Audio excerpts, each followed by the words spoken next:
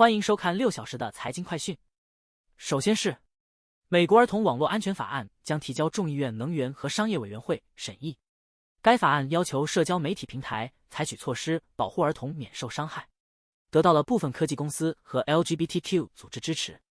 但也面临其他科技公司和美国公民自由联盟的反对。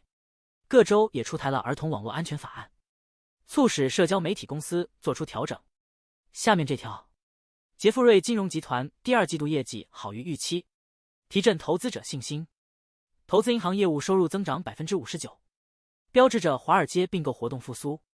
该结果对将于2周后公布收益的摩根大通和花旗集团等华尔街巨头来说是一个积极信号。让我们关注沃伯联 WBA 宣布下调利润指引，股价周四暴跌 20%。沃伯联目前估计每股收益在 2.80 至 2.95 美元之间，低于上一季度 3.20 至 3.35 美元的指引。首席执行官蒂姆·温特沃斯正在为公司执行新战略，专注于振兴药房。在缩减业务亏损部门，包括宣布关闭更多门店的同时，沃伯联还面临其他小型药房面临的问题，处方药的价格压力。下面这条，在美国，2名没有任何能源行业经验的麦克、萨贝尔和鲍勃·彭德，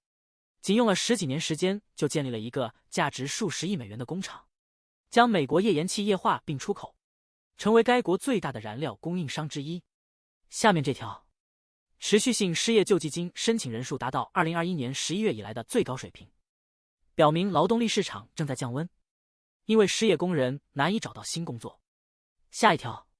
，30年固定利率抵押贷款全国平均利率降至 6.86%， 已连续4周下降，为4月以来最低。美联储预计将在2024年下调联邦基准利率2次，抵押贷款利率将在今年年底降至 6.5% 左右。下面这条，为吸引顾客，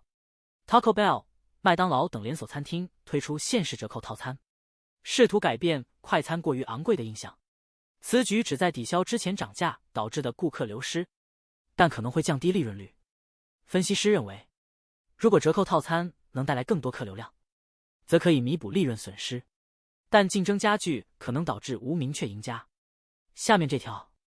受投资者基斯·吉尔发推文提到的宠物电商 Chewy 的创始人莱恩·科恩后， Chewy 股价一度飙升 30%， GameStop 和其他宠物股也随之上涨。接下来这条， CDK Global 的网络攻击中断导致北美经销商瘫痪，但目前似乎正在解决中。然而，损失已经造成，损失的销售和服务收入可能很大。下一条，特拉斯声称，尽管法官于今年年初撤销了埃隆·马斯克560亿美元的薪酬方案，但股东投票支持了该薪酬，因此马斯克赢得了这场官司。接下来，美股周四小幅变动，投资者评估新经济数据，为对美联储政策至关重要的通胀数据做准备。下面这条，美国电信巨头客户，如 AT&T、T-Mobile 和 Verizon 的用户报告称，他们在海外时无法连接到网络，主要原因是第三方通信提供商 Syniverse Technologies 出现问题，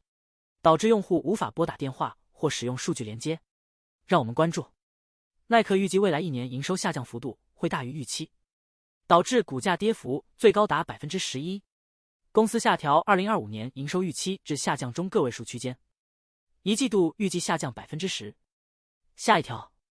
美国地方法院陪审团裁定 NFL 违反反垄断法，以高价分销付费订阅服务中的非本地周日下午比赛，并判决赔偿金近47亿美元。最后为您播报的是，加州议会周四通过修正2004年私人司法总检察法的法案，允许工人因劳动违规起诉老板，并要求被认定有责任的雇主向州政府缴纳罚款。以上是过去6小时的财经快讯，我们6小时后见。